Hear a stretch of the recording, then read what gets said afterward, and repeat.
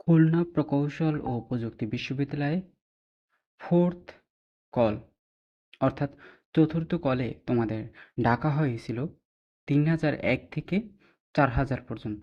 ৩০০১ থেকে ৪০০০ পর্যন্ত ডাকা হয়েছিল ইঞ্জিনিয়ারিং বিভাগ এবং ইউআরপি বিভাগ থেকে। আর্কিটেকচার ডিপার্টমেন্ট থেকে ডাকা হয়েছিল ২৪১ থেকে ৪০০ পর্যন্ত এবং পার্বত্য অন্যান্য ক্ষুদ্র নৃগোষ্ঠী বা সংরক্ষিত আসন থেকে ডাকা হয়েছিল ১১ থেকে ১৪ পর্যন্ত। তো তোমাদের চতুর্থ কলের যে সকল শিক্ষার্থী ভর্তি কার্যক্রম অনুষ্ঠিত হবে ২২ তারিখে সকাল ৯টা থেকে দুপুর ১টা পর্যন্ত।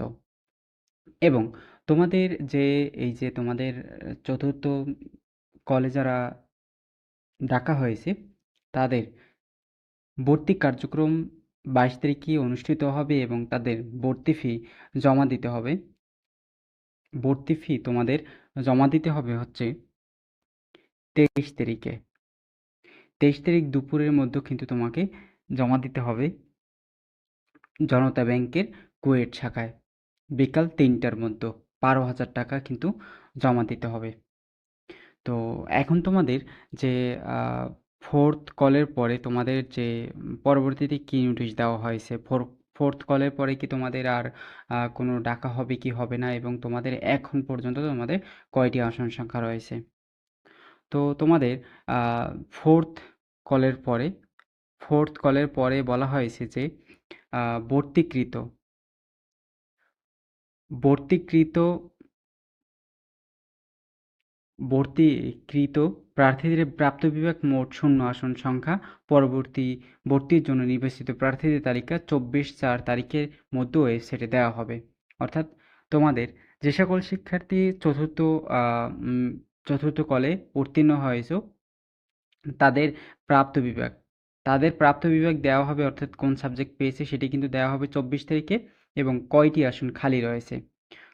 আসন খালি রয়েছে সেই অনুযায়ী কিন্তু ২৪ তারিখে আবার ফাইভ ফাইভ কল ডাকা হতে পারে। তো এখন চলি তোমাদের যে কয়টি আসন এখন পর্যন্ত ফাঁকা রয়েছে, অর্থাৎ তোমাদের ভর্তি বাতিল করছে কি কেউ করেনি, বা কেউ ভর্তি বাতিল করেছে নাকি, তোমাদের প্লাস পয়েন্ট হয়েছে কিনা সিটে, সেটি নিয়ে দেখব। তো দেখো তোমাদের কয়টি আসন ফাঁকা রয়েছে সেটি দেখব।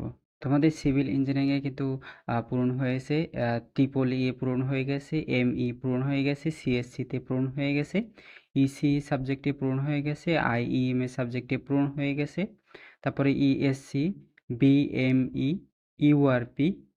ইউআরপিতে কিন্তু এখনও ৪৭টি আসন রয়েছে ইউআরপিতে।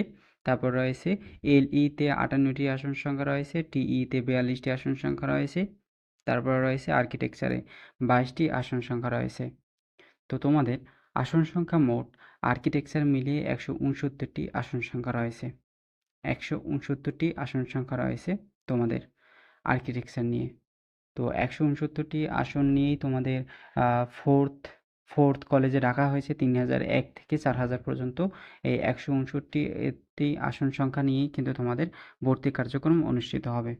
তো তোমাদের আলাদাভাবে দেখি যে তুমি ইঞ্জিনিয়ারিং ডিপার্টমেন্টে বা তোমাদের এই যে আর্কিটেকচার বাদে তোমাদের এই যে ৩টি সাবজেক্টে আসন সংখ্যা কয়টি রয়েছে। ৩টি আসন সংখ্যা রয়েছে, দেখো ১৪৭টি আসন সংখ্যা রয়েছে। এই যে ৩টি সাবজেক্ট রয়েছে এখানে কিন্তু ১৪৭টি আসন সংখ্যা রয়েছে, এবং আর্কিটেকচার থেকে কিন্তু ২২টি আসন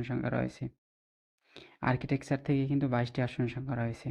যেখানে তোমাদের আর্কিটেকচারে ডাকা হয়েছে ফোর্থ কলে ডাকা হয়েছে ২৪১ থেকে ৪০০ পর্যন্ত কিন্তু ডাকা হয়েছে আর্কিটেকচারে। ফোর্থ কলে ২৪১ থেকে ৪০০ পর্যন্ত কিন্তু ডাকা হয়েছে ২২টি আসন সংখ্যার বিপরীতে। তো তোমাদের এখন পর্যন্ত কিন্তু কোনো প্লাস পয়েন্ট হয়নি সিট, যেটি হচ্ছে তোমাদের ফোর্থ কলে তোমাদের ইউআরপি অথবা তোমাদের যে ইঞ্জিনিয়ারিং ডিপার্টমেন্ট থেকে ১৪৭টি নিয়ে তোমাদের ফোর্থ কলের ভর্তি কার্যক্রম অনুষ্ঠিত হবে, এবং ২২টি আসন সংখ্যা নিয়ে আর্কিটেকচার বিভাগের অনুষ্ঠিত হবে তোমাদের ভর্তি কার্যক্রম ফোর্থ কলের। তো এই ছিল তোমাদের সর্বশেষ কুয়েট ২০২৪-২৫ শিক্ষাবর্ষে ভর্তি পরীক্ষার আপডেট, অর্থাৎ ফোর্থ কলের সর্বশেষ আপডেট।